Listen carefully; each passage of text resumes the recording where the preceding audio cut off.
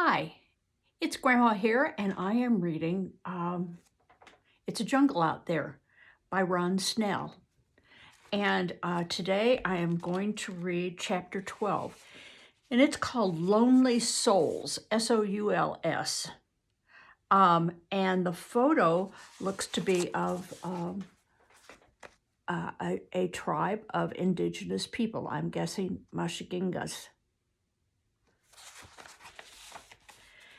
Dad, can we go with the teachers on the raft to Pucallpa this year? It was a long shot request from Terry and me, 11 and 10 years old. We were in Camisea for 3 months of vacation from our school at Yaranacacha. Well, I'd say it's a possibility. A loophole-filled answer from Dad. From Mom, the answer would have been more straightforward, like no. Over my dead body. It would be, after all, nearly 500 miles on a flooded river. That's why we asked Dad. Peruvian schools were on a different schedule from our own and got out for a long vacation starting in December. Every year, the Machiguenga teachers took advantage of their time off to get more training at the Bilingual Education Center beside Yaranacacha. Actually, in the early years of getting schools started in the jungle, the teachers had to come in for training so they could stay ahead of the students. They'd studied first grade, then go out and teach it. As the students progressed, the teachers worked to keep 1 year ahead of them. Second graders teaching first graders, third graders teaching second graders, and so on until all the teachers could teach any grade. And I don't think they mean that children are teaching. They are probably teenagers and young adults, but they just haven't had any schooling. Since teachers came from all over the jungle, and SIL, which is the name of their organization, didn't have many airplanes, it wasn't easy to get everyone in the training school by plane. Living upriver from Pucallpa, the Machiguengas just floated down on huge rafts. We often saw those rafts drifting into the waterfront and dreamed of the day we could ride on one.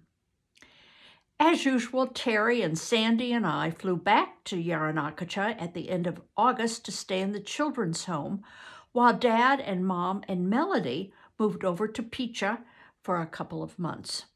We envied them, but our parents thought we should get an education. Spoil sports. At any rate, we once again left the village, waving bravely and swallowing the lumps in our throats while the airplane rocked us up on step and then off into the huge cumulus clouds. While we lived in the children's home, played with our that would be Yaranacacha, they're just shortening it to Yarana, based friends, and went to school, the raft trip was never far from our minds. We nagged Dad about it regularly. Every Saturday morning, the kids staying in the children's home got to talk to their parents in the tribe on the two-way radios. Some kids were real talkative and a great joy to their parents, and I might add the envy of other parents who had kids like us. Hi, Sandy, how's school going? Over. Okay. Over. Have you been doing anything fun this week? Over. No. Over. What's been happening in school? Over. Nothing. Over. It didn't help knowing that every other linguistic team in the jungle had their radios on and they were all tuned to the same frequency. Every stupid thing we said would be a topic of conversation at lunch tables in a dozen villages. At least now we had the raft trip to talk about it, and we kept asking if it was still on. Yep, we're planning on it, but they're going to build the raft over in Camisea, so I won't know much about it until we get there in October. Mom and I want to make the trip your Christmas present this year. Great, we agreed and couldn't wait until the next Saturday to hear more. At the time, Dad was working hard on revising his translation of John. That would be the book of John in the Bible, and 1 Corinthians. He worked mostly with a man named Dionisio, who was one of Senor Pereira's boys. He was a real brain and eager to get the Bible in his own language. Dionisio had gone to a Bible school downriver for a few months and was a great preacher and Bible teacher with a knack for making stories from the Bible come alive. When Dionisio told the story of Exodus from Egypt, you could just see the Egyptian chariots sinking in the mud on the bottom of the sea. Never mind that most Machiguengas didn't know what a chariot was, or Egyptians either, for that matter. Late in October, a plane went out to move Mom and Melody from Picha back to Camisea. Dad would go by river in a canoe with an outboard motor. Thursday, October 26th, tragedy struck. We got a summary from Dad on the radio. We got some really bad news, kiddies.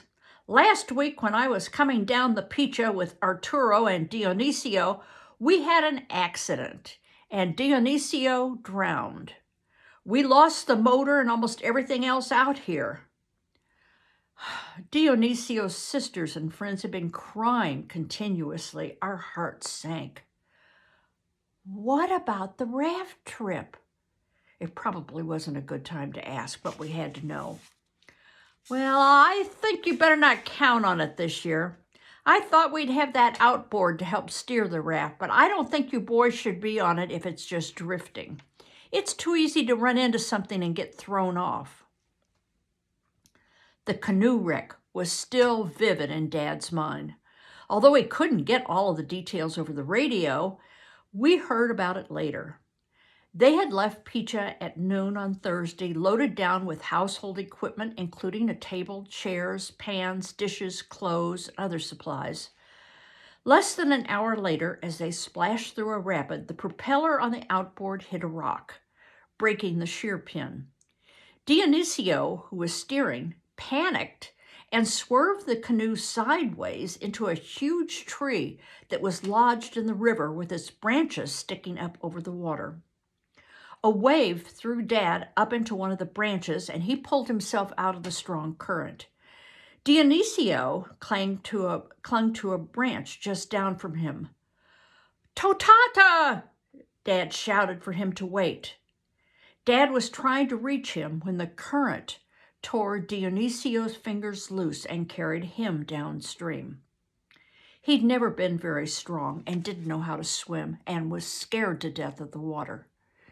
He was certainly no match for the Picha's current. They never saw him again. There was a lot of silence from our end of the radio as we digested the news.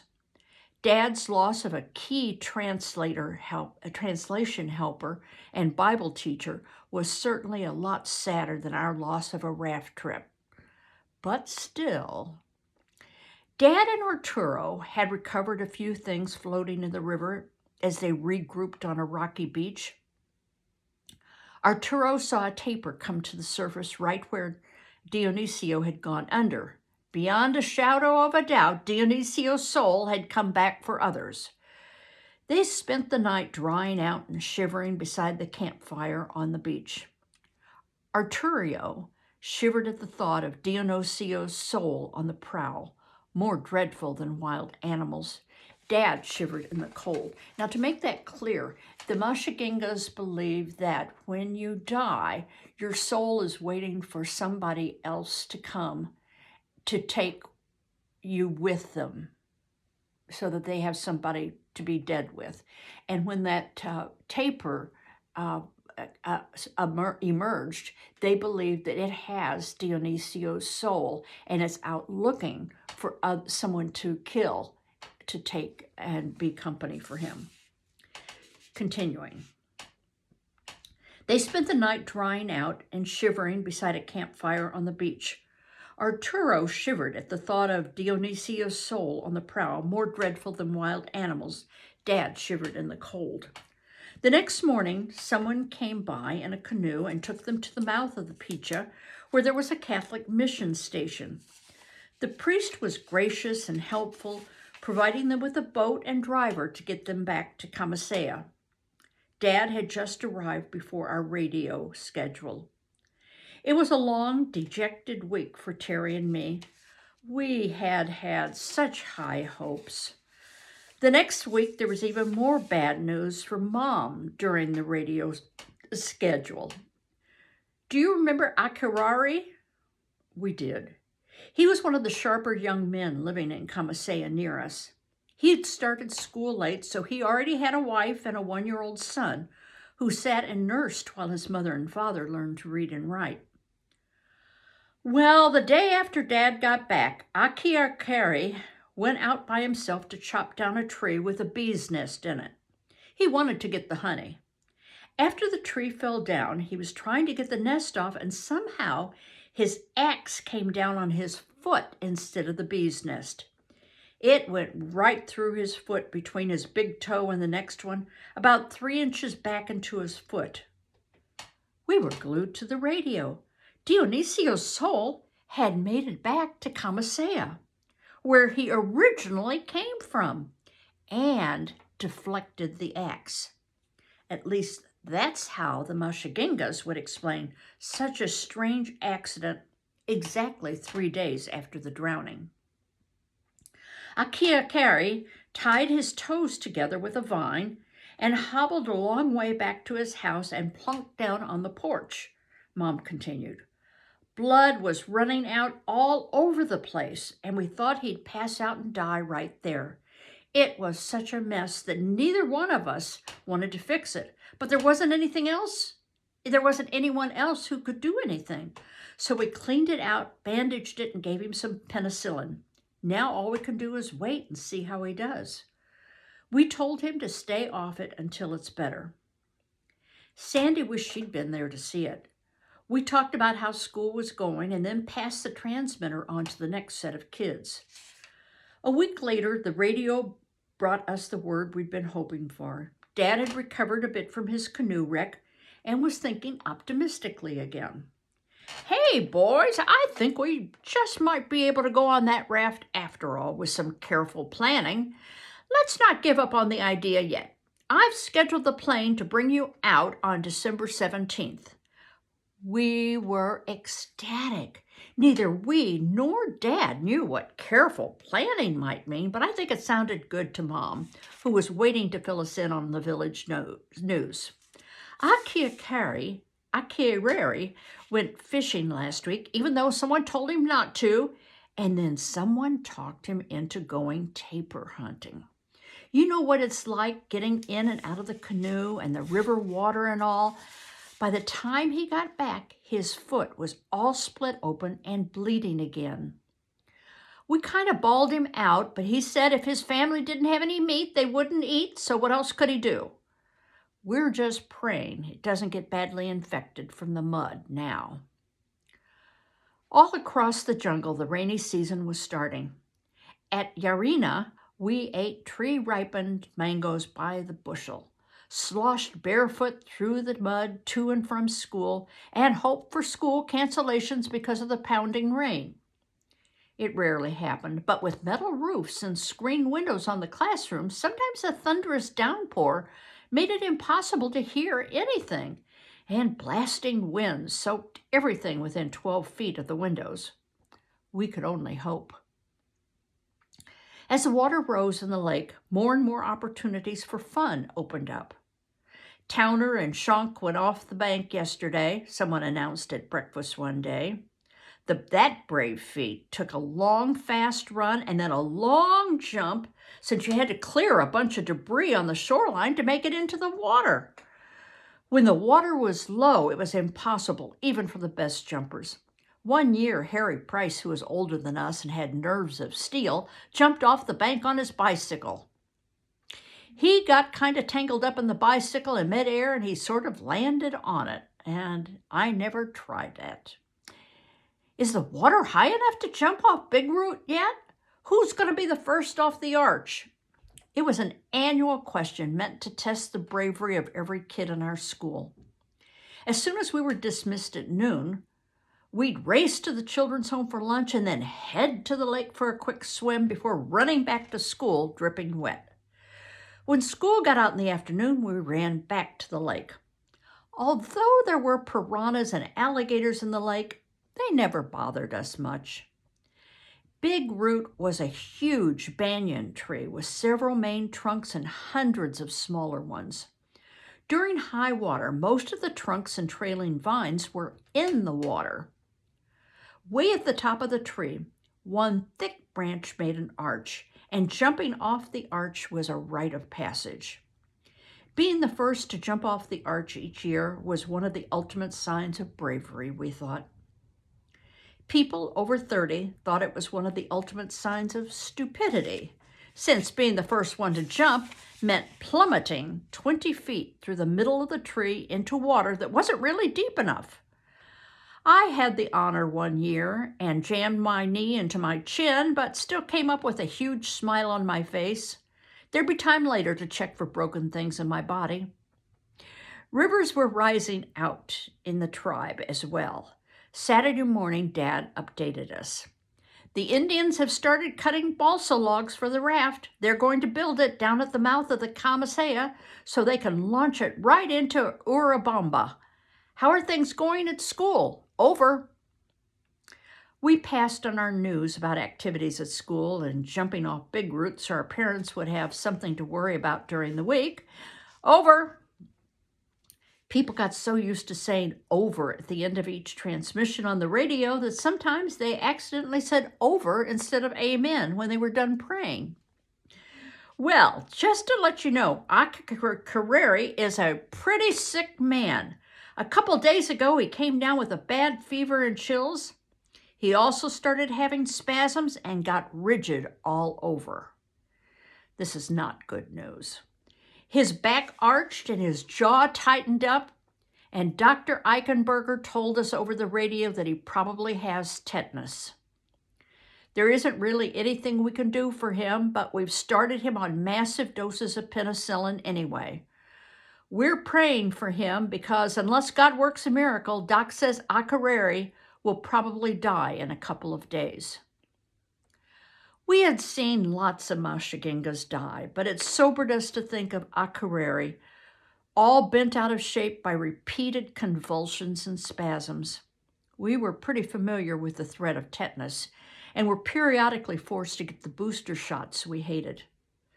Listening to Dad over the radio, we were so glad we'd been shot. Over the next 3 weeks, our raft took shape, and Akareri hovered between life and death. Dad and Mom alternated between hope and despair. Maybe God would heal him. Maybe not. Maybe this case was different. Maybe not. The Machiguengas poured hot water over him and bathed him with special herbal solutions and rubbed him with tobacco. If any of Akareri's family or neighbors inadvertently ate something that might magically make him sicker, they sent a woman to warm her hands over a hot coal and chant while she rubbed his leg. He'd be better for a while, then worse.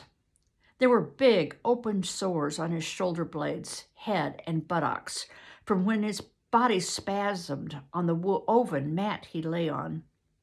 He was completely helpless and demanded Dad and Mom's constant care to help cook for him, feed him, wash him.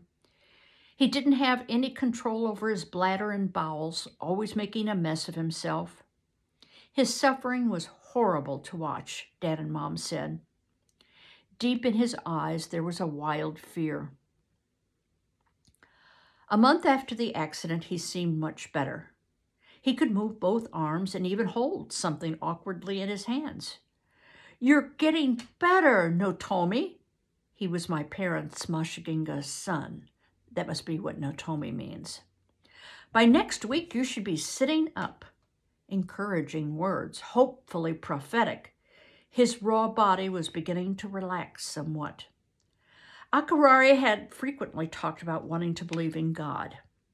Venturo, a Machiguenga teacher and preacher, went over to pray with him on Saturday. But Akareri said he couldn't talk that well yet. That afternoon, 2 terrible things happened. First, a wild heron flew up to Akareri's porch and landed on the very spot where he'd plopped himself down when he first hobbled back from the accident. Wild herons never came into the village. Without thinking, Akurari's brother, Atahualpa, borrowed the teacher's shotgun and killed the heron, since the feathers are perfect for making arrows and the leg bones could be carved into flutes. After he plucked the heron, everyone could see that it had wounds in the very places where Akurari had sores. It was a bad omen. Then the final straw. As Akurari lay suffering, he saw his spirit go up the pole of his house. That, he knew, was the end. The next morning, he had a quick spasm and went into coma before Dad and Mom could get there. He died at noon. No one wanted to have anything to do with Akurari's body, not even his 15-year-old widow, who worried about her baby's life. Fear permeated the village. Everyone washed themselves with hot water and cut their hair. His widow drank a special potion to make her throw up, but it didn't work. "I'll help take him downriver and bury him," Dad offered, "but I can't get him to the canoe by myself. Someone will have to help me." His brother, Atahualpa, finally agreed to help. They wrapped the body in a mat and tied the end shut. Then they carried it down to the canoe, traveled an hour downriver, and buried it in a sandy bank above the Urubamba River. All of Akurari's family and neighbors went on a special diet. No fish with scales, no monkey, no watermelon or peanuts, no anything that might cause someone else to get sick. In spite of all the precautions, Atahualpa paid for his foolishness in touching Akurari's corpse. Exactly 3 days after he helped bury his brother, his wife gave birth in the jungle, a little way from our house. Someone ran to get Mom. "Camilla just had her baby and she's sitting on it down by the trail. Can you help her?" Mom hurried over to find that Camilla was indeed squatting on the baby. It was still in the amniotic sac, blue from lack of oxygen, already dead. If only Atahualpa hadn't helped bury Akurari. Back in Yaranacacha, Terry and I were getting ready for our trip. We gathered equipment, bought new flashlights and fresh batteries, kept up our running radio dialogue with Dad.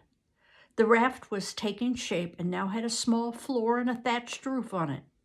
We'd be flying out in about a week. Our excitement infected the whole children's home. Back in Kamasea, Camilla buried her dead baby and cut her own hair. Under the circumstances, she should have known to be very careful for a while. She certainly should have known to not talk to any other women who hadn't had a child die yet, and especially not to look at their babies for a few days. Now, you understand that this is all Machiguenga traditions. These are not scientifically proven.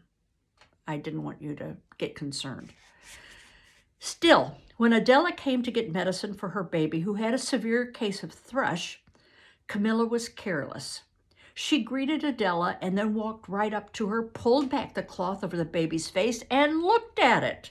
The baby died exactly 3 days after Camilla's baby. Sunday morning, Terry and I finally boarded a little float plane and said goodbye to Sandy, who was crying on the bank as we taxied away from the shore. 2 hours later, we landed on the chocolate-brown Kamasea, jumped onto the muddy riverbank. Melody hugged and kissed us like long-lost brothers. Tiahuaca, our dog, jumped up and down all over us until we were scratched and covered with mud. It was great to be home, but it was a somber home.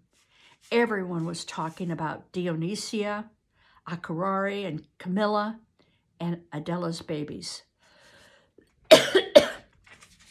"See," they soberly reminded each other, "the souls of the dead never want to go alone. The 3rd day after they die, you have to be really careful or they'll get you." Even those who genuinely wanted to believe in the power of God over spirits and souls were shaken by the grim reality of their recent experiences. The next morning, somewhat subdued, we waved Mom and Melody off in the plane and then made final preparations for our trip. Well, now we know what the title of this chapter means, Lonely Souls. So many deaths, and it must have been very hard on the people who knew them, and very hard for the missionaries and doctors to explain to the Machiguengas that it was more of a coincidence than a belief in souls coming back. Anyway, our next chapter is chapter 13, and it's called Riding the Flood. And the pictures are very interesting. I think this must be a picture of their raft before and while they were on their trip. So, although most of the chapters in this book have just their little nuggets of time, it looks like the chapter 13 is going to be a continuation of chapter 12, talking about their trip on the raft. Okay, bye-bye for now.